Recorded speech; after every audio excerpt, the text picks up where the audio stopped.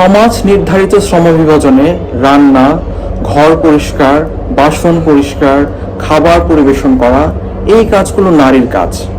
মানে ঘরের কাজ নারীর কাজ, বাইরের কাজ পুরুষের কাজ।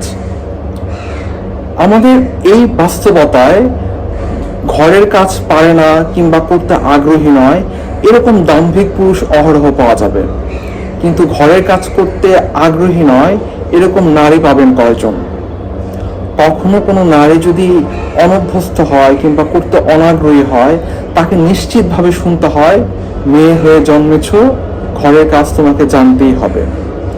সমাজ নির্ধারিত পুরুষের কাজ ও নারীর কাজ এই যে একটা গণ্ডি নির্ধারণ করে দিয়েছে, এর ফলে নারী বৈষম্যের শিকার হচ্ছে। কর্মজীবী নারী অফিস শেষ করে এসে আবার তাকে ঘরের কাজ করতে হয়।